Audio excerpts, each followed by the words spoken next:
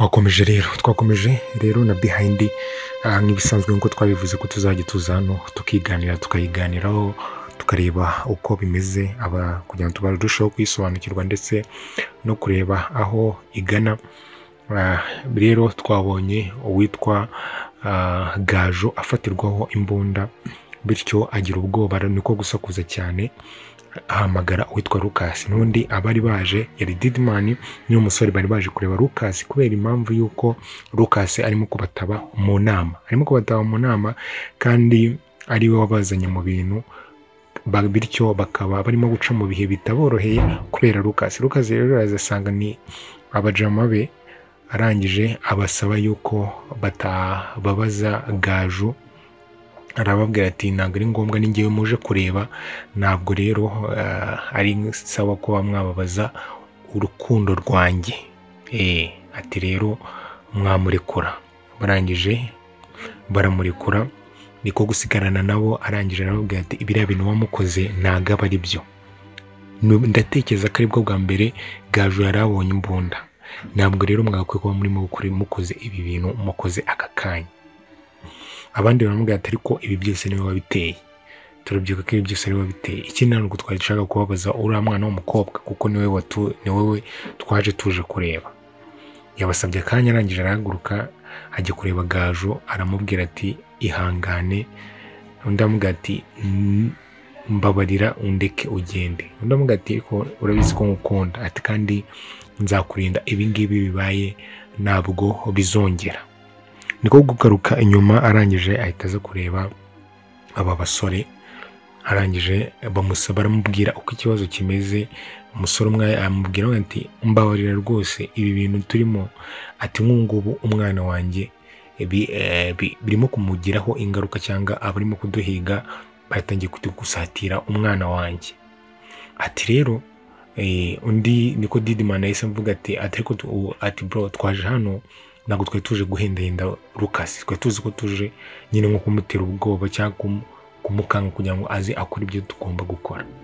Undi aramubwira ati oya bro, reka tumusabe duciye bugufi, wenda nyine ndatekereza ko ari bwo buryo bwawe ari bwo bwiza. Gusa Lucas yabwiye ati reka iyo nzira narayiretse, atubaga akanya nitaye ku mukunzi wanjye, ubwo aka kanya sinyiri boss wanjye, ntabwo nyihari simari. Didman ari kumubwira ati ariko urabizi yuko ibi byose ari wowe wabinzanyemo. Ati naricururizaga, ati uko urabizi ko ibi byose ari wowe wabinzanyemo. Nawe ati naribi kandi sorry, ntabwo ngewe nagaruka muri bino bintu, nasezeye nabyo, ntabwo nagaruka muri bino bintu. Lucas arangije abakatira gutyo. Ese aba basore baraza kumwihorera bakomeze bahigwe bonyine? Baraza kumwihorera? Sinzi ko biri bugende. Aho ngaho twaje kubona, turangije tubona uwitwa, murabibuka ko uwitwa Eva yari yakubitanye n'umusore witwa Derek. Arangije amugura n'ibiryo. Arangije rero bari bakiri kumwe, niko kumubwira ati rero ngewe ndagiye. Undi aramubwira ati okay, nta kibazo. Aramureka akomeza imbere. Mu gukomeza imbere ko umusore yinjira mu modoka, arangije aramukurikira. Undi arabibona arahagarara. Arangije aramubwira ati ese kurimo kumenya kunkurikira? Ati nuko nakubwiye izina ryanjye? Ati of course. Ati yego. Ati rero nitwa Eva, ati ariko nizere ko utari bunyake nimero za telefone. Ati kuko nimero za telefone zo ntabwo ndi buziguhe. Umusore arangije aramureka aragenda, Eva aragenda. Rero hashize akanya, turangije tubona wa musore n'ubundi akorana na Nore, aho bisa nkaho Nore yari afite ikibazo, ahangayitse cyane, arimo kuvuga ati ibi byose ni amakosa yanjye, ati ibi byose ni njye wabiteye, ati nyine kuba narabashije gukora icyo nagomba gukora, ibi byose ni njyewe wabiteye. Undi aramubwira ati ariko ntako utagize. Ati rero sorry, komeza ihangane. Twabonye ko wa musore wari uri kumwe na Eva nawe ari umuganga aho Nore akora. Aho ngaho rero tuhavuye, ntabwo tuzi aka kanya ese ninde urwaye. ariko twese turatekereza yuko ari inde, ari Rana ariwe ushobora kuba urwaye hano, kuko uburyo Nore ahangayitse cyane. Mwibuke ko Rana yaratwite inda ya Nore, yarayitwite. Bityo tutanazi neza yuko noneho uwitwa Lucas namara kumenya yuko wa mukobwa wamubeshya yuko yapfuye yagiye akazajya aryamana n'undi muhungu akaba atwite, sinzi cyane cyane yuko mu kurasa biragaragara yuko, kuko havuze isasu rimwe, biragaragara yuko yarashe uwitwa Rana, ariko uwitwa Amanda namurasi. Aho ngaho twavuye tubona uwitwa Nuza arahangayitse cyane, arahangayitse. Uwitwa Gaju arahangayitse cyane, arimo kwibaza ese ibi ni ibiki birimo kuba. Ubwo rero Lucas yamuturutse inyuma, arangira aramuhoza, aramubwira ati ihangane utuze, ndabizi neza yuko nta kintu na kimwe kizakubaho, ntabwo nzemerera yuko hari ikintu na kimwe kizakubaho. Ndamubwira ati ariko ngewe ni ubwa mbere nari mbonye imbunda. Ati noneho n'uburyo nyibonye ari ubwa mbere nyibonye bayinunze. Ati nawe urumva rero ukuntu ari uburyo ati ni ubwa mbere mbonye imbunda, n'uburyo nyibonye mu buryo nabi, kuko nyibonye bayinunze. Ati rero urumva ko ari ibintu bikomeye cyane. Ati rero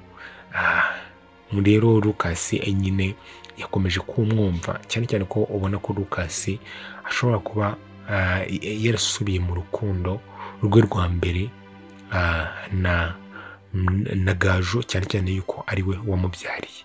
Cyane cyane ko twagiye tubona yuko uwitwa Miri bari bahararanye yamuretse, ndetse akanafata n'umwanzuro wo kurasa uwitwa Rana wamubeshye yuko yapfuye, bityo afata umwanzuro yuko ashobora kuza kuba yabana na Gaju cyangwa kuba ari kumwe na Gaju.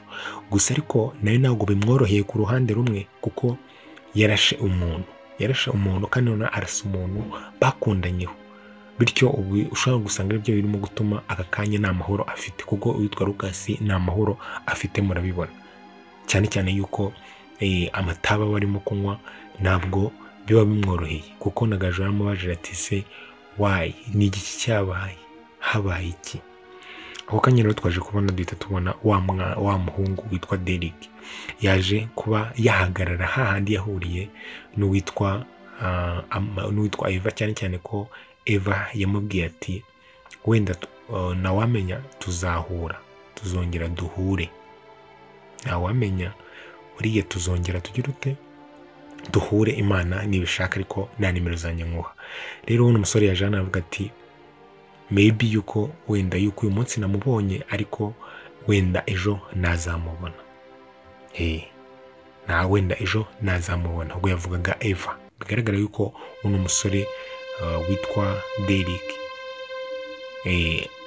ari gize ute yakunze umukobwa witwa Eva. Rero twaje kubona rero witwa Didman nyuma yuko bamaze gukatirwa, bamaze gukatirwa bya tari sana n'uwitwa Lucas, ababwira yuko atakiri mu bintu byabo, atagishaka kugendera muri izo nzira. Nibwo kurakara bakavuga ati atura mu musore ibintu yakoze ntabwo ari byo. Ati ubu ngubu aka kanya uyu musore yabwiraga witwa Didman ati ubu ngubu nanswe nawe, ati ngewe nari bodyguard wa Lucas, bivuga yuko abantu barimo kumuhiga bose baranze nta n'umwe mvanyemo, bose baranze. Ati rero ni ngewe barimo guhiga, kuko bose wanjye rero ntabwo. Ndamubwira ati se urabona ari iki kintu turi bukurikizeho? Ati ndabona, ati se nguwo tube n'abasinici, ngewe ndangire abamigaho uwo bashaka ari, kuko n'ubundi hari igihe babura shobuja nyine bakakwataka, ariko barangiye shobuja ahantu ari. Ati ndabona ariyo gahunda, kandi byanga byakunda. Ikigaragara yuko bano basore ikintu bari buze guhitamo, ntabwo bari buze guhitamo guhangana na Lucas, ahubwo barahitamo kuba baza ahantu Lucas ari, barahitamo kumutanga. Barahitamo kumutanga, cyane cyane yuko umuntu ari gutabara Lucas yari Miri, kuko uriya musaza urimo guhiga bano bantu ntabwo ari kujya kwishongora kuri Lucas mu gihe azi yuko umukobwa we akunda Lucas byo gupfa. Aka kanya rero Lucas yashyize hirya ku ruhande Miri, kandi Mire akimara kuva mu rukundo we na Lucas biraza guhita bimukomerana, bitume noneho uwamuhigaga akomeza kumuhiga ariwe Uncle Wande wa Rana. Uncle wa Rana twanomwumvishe yuko yashatse yamfashe nande yafashe n'uwitwa Rana ku ngufu. Ari cyo gituma cyatumye Rana amenye yuko umukunzi we Lucas arimo gukorana nande na Uncle we, bigatuma afata umwanzuro wo kubeshya umukunzi we yuko yapfuye, kuko yaramaze kuvuga ati uno muntu dukundana aho si yaba yaranatumwe na Uncle wamfashe ku ngufu, wagize ute? Cyane cyane yuko nyine umunsi bafunguraga Uncle we yese amubonana n'uwitwa Lucas ku munsi wa proposal. Niyo mpamvu byagenze kuriya, abapanga yuko agomba kugira ute gupfa. Ni uko nguko ndategeza story yose murimo kugenda muyumva.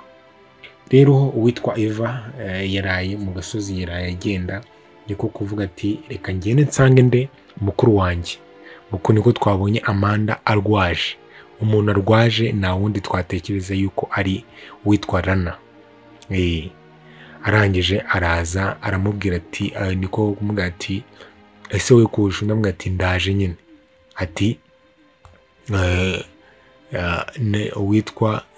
witwa mama wacu nyine yavuze ngo ntabwo dushaka n'inzu yayitanze. Undi witwa Amanda aravuga ati ngo gute? Ariko ngiye yambwiye ngo ngiye tugende tubane. Amanda aramubaza ati se ko iki yakubwiye ngo umugende mubane? Ngiye yumvaga ndi bubehe. Ndavuga ati se uyobeye mama wawe? Niko kumubwira ati uyobeye yuko utumvikana na mama wawe. Ati rero cyane cyane yuko mama wa Amanda yanga Amanda cyane kuko azi yuko amuzironda cyane, kandi Eva aba ari aho ngaho yiturije, cyane cyane ko Amanda we yinjira mu bintu byatari. Yanamubwira ati we ntabwo wambera umubyeyi. Murabizi ko murabizi mu ndi season ya mbere yabanje. Undi aramubwira ati rero se we wahisemo we mwanzo? Ati ngiye nahisemo yuko nari buze kubana na mama. Ati kuko nyingo mbwa ati ngiye ntabwo ndi bugusige, ngiye ndaza tube turi kumwe.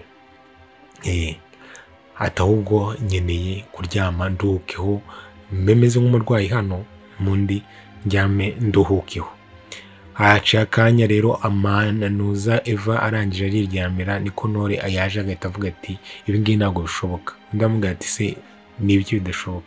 Ati Eva ntabwo ari bugume hano kuko hano ntabwo hemereye kurwaza abantu barenze umwe.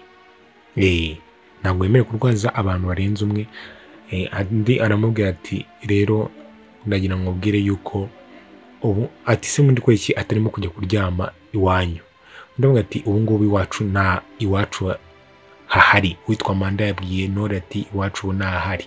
Muribuka yuko witwa Nore yita kuri bano bakobwa cyane cyane, nyine bamufata nka musaza we, nka musaza wabo, cyane cyane witwa Amanda barawubanye cyane. Ndavuga ati kubera iki urimo kuvuga gutyo? Ngombwa ati kubera iki urimo kuvuga ngo iyo nta wanyu mufite? Undi aramubwira ati nyine ati ntabwo nshaka kubivugaho nonaha. Niyo mubwira ati rero nta kibazo, mufate umujyani wanjye agenda baryamye, ariko umaking sure yuko uri buze kumbwira ese ni iki cyabaye, habaye iki, what happened, ni iki cyabaye. Aho ngaho rero wa musore twongeye kubona yuko akomeza kugenda ashaka uwitwa Eva amushaka byatari. Gusa biroroshye yuko uno musore witwa Derek yongera kubona witwa Eva, cyane cyane yuko ubaka kanya igihe yamushakaga yarari ku kazi ke n'ubundi aho akora. Ikindi akaba uno musore akaba ari n'inshuti yande y'uwitwa Nore, kandi na Nore akaba ari bisa nkaho witwa Eva ngubo agiye kuba abiwe, niko kuko nibwo buryo bundi busigaye bwonyine. Aho ngaho rero twavuye turangije, wa musore yaje kongera gushaka Lucas. Aramubwira ati bro ngarutse hano, ati ninzi kumfata nk'umuvandimwe wawe. Lucas aramubwira ati yego n'ubundi turabavandimwe. Ndamubwira ati turabavandimwe se ukaba urimo gukora ibintu urimo gukora? Ati ukaba urimo gukora ibintu urimo gukora? Ndamubwira ati ariko urabizi ko ngiye ndi mu rukundo, abizi ko mfite umwana, mfite ibiki? Ndamubwira ati ariko urukundo ntabwo ari rwo rwatuma ureka akazi. Urukundo ntabwo rwatuma ureka akazi, ntabwo rwakubuza gukora.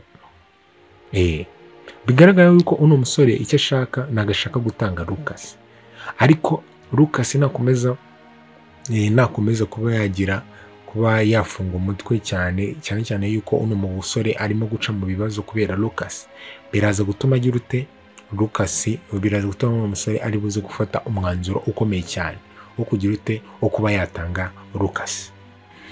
Rero ako kanya yese yisokera, hahita haza witwa Gajo, arangije amubwira ati ese reka nkubaze, wumvishe ibingana iki? Ubwo ni Lucas wabazaga Gajo ati wumvishe ibingana iki?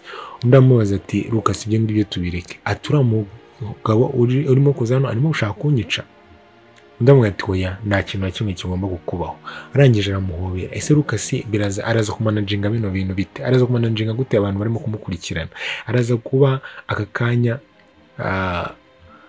impamvu atarimo guhigwa na polisi nuko n'ubundi yarashe umuntu wari wagize ute n'undi byari bizwi ko yapfuye, niyo mpamvu buriya atigeze akurikiranwa.